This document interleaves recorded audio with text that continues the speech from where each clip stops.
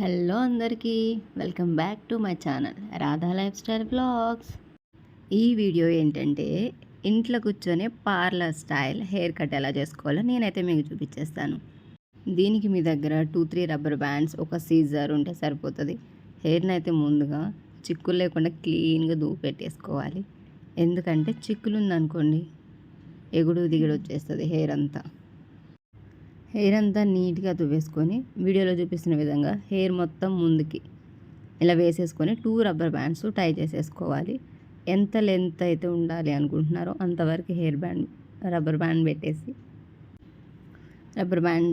అక్కడ వరకు అయితే హెయిర్ కట్ అనేది చేసేయండి. నేను చూపిస్తున్నాను కదా సేమ్ అలానే ఎంత లెంత్ కావాలనుకుంటున్నారో అక్కడ వరకు రబ్బర్ బ్యాండ్ పెట్టారు కదా అదైతే కట్ చేసేయండి. కటింగ్ తర్వాత ఇది నా హెయిర్ నేనైతే 3 స్టెప్స్లో చేసుకున్నాను. మీకు ఇంకా చాలా స్టెప్స్ కావాలి అనుకుంటే సేమ్ అలానే పార్టీషన్స్ అనేవి కొంచెం కొంచెంగా తీసుకొని మీరైతే చేయొచ్చు. ఇది నేను సెకండ్ స్టెప్ చేస్తున్నాను.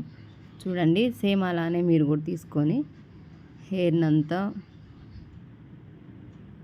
అలా ముందుకు వేసేసుకోండి. బ్యాక్ హెయిర్ని క్లిప్ పెట్టేసేసుకోండి సో దట్ అది కలవకుండా ఉంటుంది.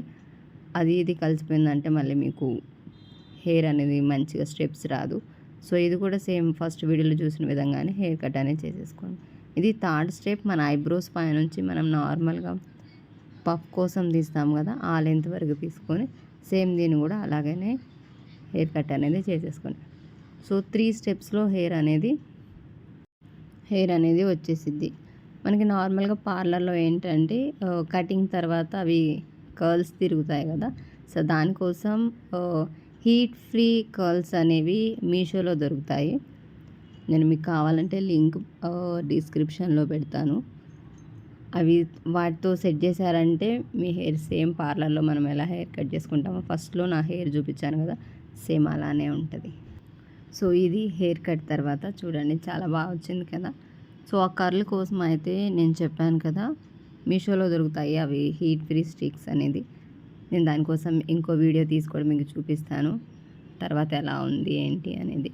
మీకు ఒకవేళ ఆ లింక్ కావాలంటే నేను డిస్క్రిప్షన్లో ఇస్తాను, వెళ్ళి చెక్ చేసుకోవచ్చు. ఐ హోప్ ఈ వీడియో అందరికీ నచ్చింది అనుకుంటున్నాను. Thank you.